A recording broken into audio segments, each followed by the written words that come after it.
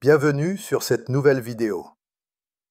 Aujourd'hui, nous allons explorer la méthode Cognitive Behavioral Training, CBT, originaire du Canada, cette approche novatrice et fascinante dans le domaine de l'éducation canine, spécifiquement conçue pour améliorer les comportements des chiens en travaillant sur leurs déclencheurs émotionnels et cognitifs. Inspirée des techniques utilisées en psychologie humaine, cette méthode offre une manière structurée et respectueuse de désensibiliser progressivement les comportements indésirables. Dans cette vidéo, nous allons explorer l'histoire, les fondements théoriques, les années de création et des exemples pratiques liés à cette méthode. Origine et histoire de la méthode Cognitive Behavioral Training. La CBT a vu le jour dans les années 1990 au Canada, grâce à des experts en comportement canin qui souhaitaient introduire des techniques issues de la thérapie cognitive comportementale humaine dans l'éducation des chiens. Ces spécialistes ont constaté que, tout comme les humains, les chiens réagissent souvent à des facteurs déclencheurs émotionnels qui influencent leur comportement, notamment l'anxiété, la peur ou encore l'agressivité réactive.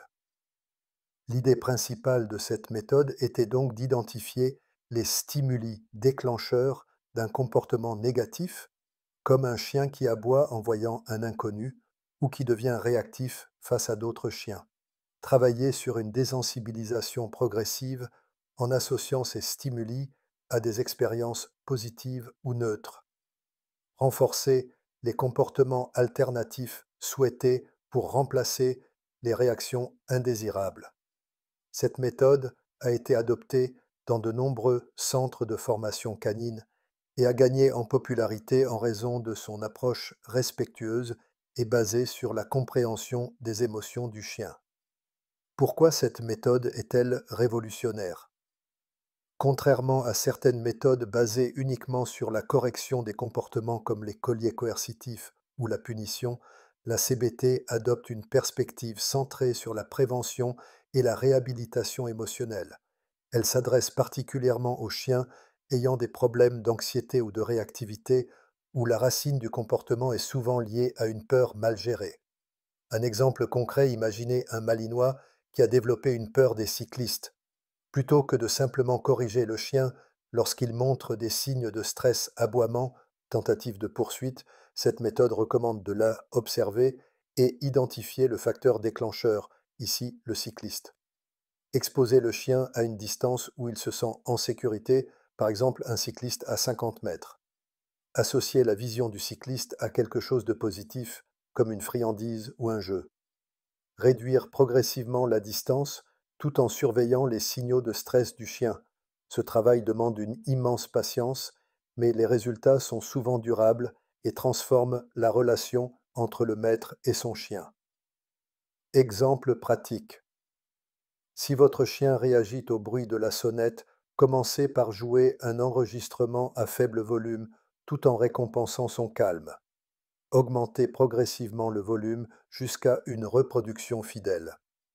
Pour les chiens ayant peur des voitures, essayez de les exposer à une rue peu fréquentée en les maintenant à distance, puis diminuez l'écart à mesure qu'ils se détendent.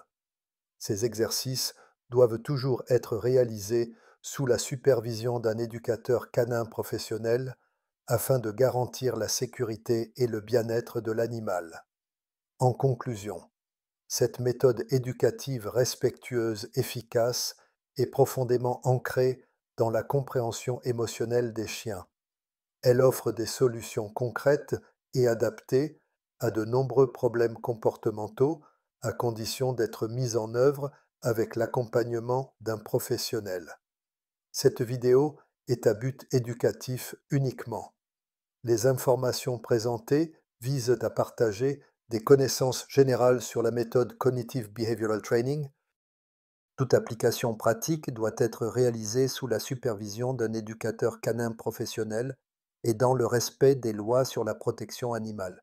Les chiens ne doivent jamais être forcés ou soumis à des conditions de stress extrêmes et les propriétaires doivent s'assurer que leur approche ne cause ni douleur ni détresse. Je ne peux être tenu responsable d'une mauvaise application de ces concepts. À bientôt pour une nouvelle vidéo. Restez connectés.